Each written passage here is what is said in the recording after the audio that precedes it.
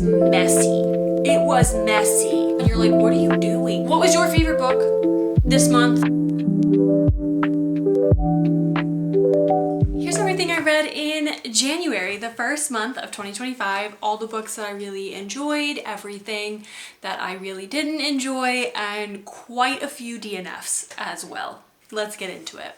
Okay, so I ended 2024 reading one of my now favorite series of all time. This is the Mages of the Wheel series by J.D. Evans. I started 2024 reading the prequel to this called Wind and Wildfire. I did not love it, but it's still like 4.25 stars.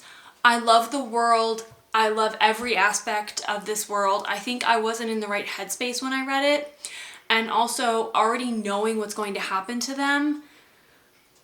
I'm a very impatient person and I just wanted to read the story that I'd already started to love so much. So for me, I didn't love Wind and Wildfire, but I still enjoyed it, if that makes sense. I also read Heavenly Tyrant. I got an arc of this on Libro FM. The audiobook was really good. This book, my God, I should have reread the first book, Iron Widow, before I read Heavenly Tyrant. I would recommend, if you have the chance, to go back and reread this first before diving into Heavenly Tyrant.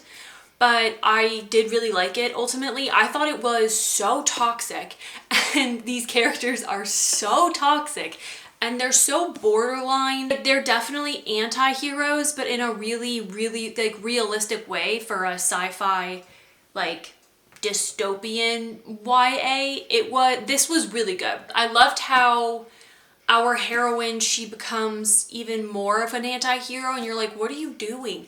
It was so well, I think, executed in a way that it aligns with our current reality, which might be really hard for some people and was hard for me, but in a way that you're kind of watching these people try to do what's best in the system that's already set up the way it is. So they're trying within the system to take care of people, but they can't because that's not what the system's built for.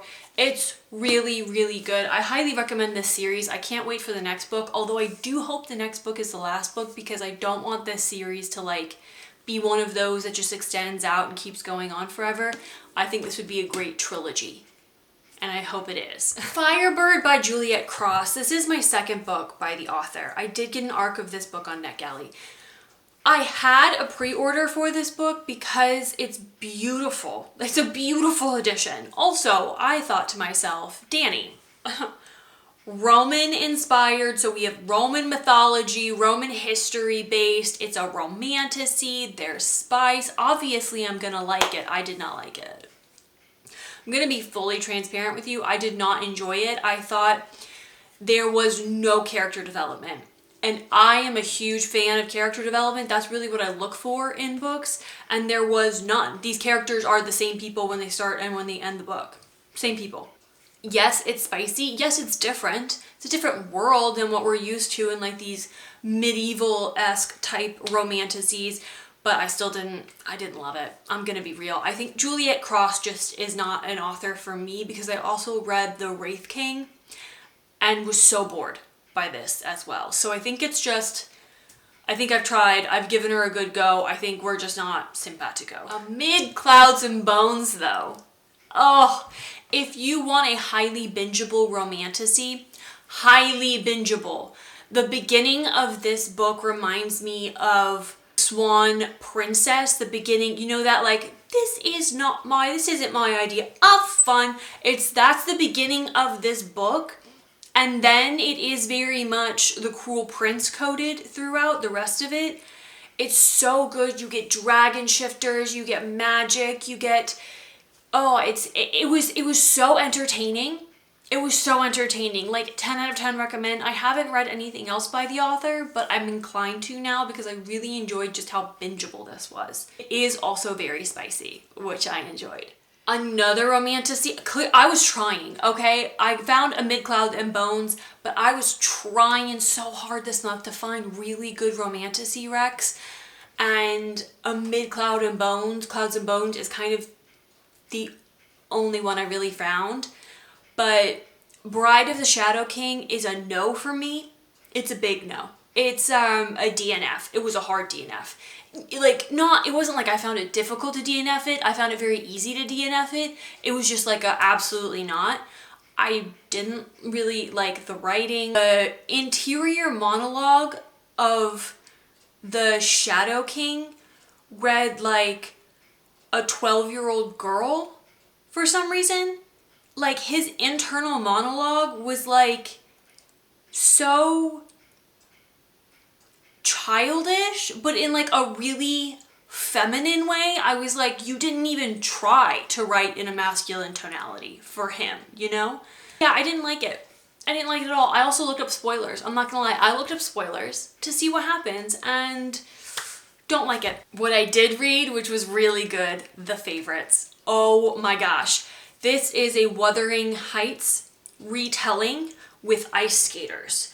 And when I tell you, my heart was in my throat for the entirety of this book. It was up and down. It's a roller coaster of emotions. It is just going to absolutely put you through the ringer. These two, they are childhood lovers. They've been together for so long.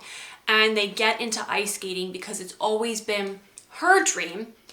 And Heath has just been along for the ride because he knows it's what she wants and he is willing to do anything she wants just to keep her happy and make her happy. But it's also kind of they're very successful at it. They're very good at it. I will tell you, I don't want to tell you anything else because it's just like twists and turns and constant ups and downs with these two. I loved it so much. It was messy. It was messy, but it was good. Flirting with Disaster.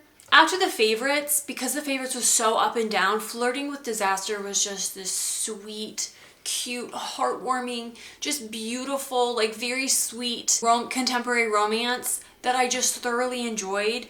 I mean, it had classic tropes. She needs a divorce from him. They've been separated for so long at this point. He's in Houston, she's in DC. She's thriving in her career, wants to get remarried, goes to Houston to get him to sign the divorce papers, but doesn't realize there's a hurricane coming.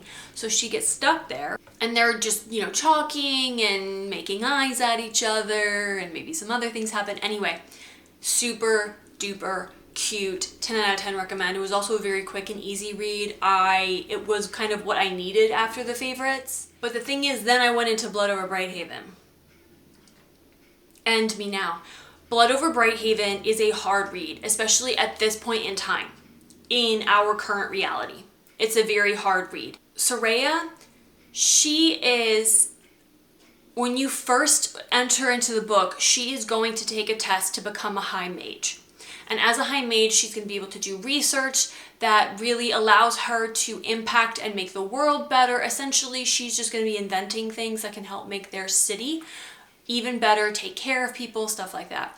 She goes in with the intention, and you kind of know she's not there to get glory. She wants glory. She wants to do the research. She wants her name on things.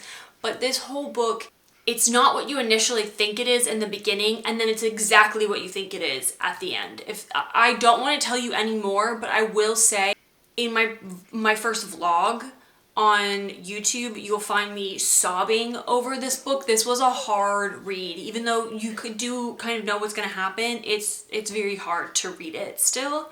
I did read it on audio, and I found that was a very good method for reading this. The narrator was stellar, 10 out of 10 recommend. I also read Freedom is a Constant Struggle. One of my goals of 2025 is to read at least one nonfiction book every month. And because I was in school for so long and I was reading nonfiction and just like schooling textbooks for so long, I haven't always found joy in reading nonfiction. So I picked up Freedom is a Constant Struggle by Angela Davis because this was it was short. And I knew it was like I could dip my toe back into it. But I also knew Angela Davis is so incredibly inspiring that I could listen to her talk about just about anything and find it impactful and inspiring. So that's what I did. And it was only 6 hours long. And it was mostly a compilation of a bunch of the speeches that she's given over the years. And I do think it's interesting because I recorded this in 2015. And everything that she says then is applicable now to this day. Like, it's perfectly applicable. So I really, really enjoyed this. It was, I think, wonderful to hear her narrating it to me. I thought that was really interesting. I would 10 out of 10 recommend this to anyone and everyone. Listen, read it, buy a copy, 100% recommend. I was really struggling after Blood Over Brighthaven. It was just hard, and it was also hard after Amid Clouds and Bones because I enjoyed it so much and I couldn't get my brain in the right space to like enjoy other books. So I reread Lana by R.K. Lively. I've read this a million times. It's just a short little novella, and it's about a woman that you meet in one of Lively's series, the Mile High series, and she has her whole life basically been in love with this man named Akira. She grew up in Hawaii. He is Hawaiian, and she has been in love with him for forever. And something happened between the two of them, and you find out what happened here, but something happened between the two of them, and she left the island and never went back because she knew he wouldn't want her to see her there. He wouldn't want anything to do with her, but she's still in love with him. So it's really short. It's very spicy. I mean, it's R.K. Lively. So it was just a really good way to get me back on track. After Lana, I've been meaning to read the rest of Sierra Simone's backlist. The only one I hadn't read was the Thornchapel series, so I picked up Lesson in Thorns, and I didn't like it. I really didn't like it. I was reading it on audio, and I didn't like the narrator, and I thought the main character was a bit immature. I just really wasn't vibing with the story at all. It wasn't there for me the way that her more recent works have been.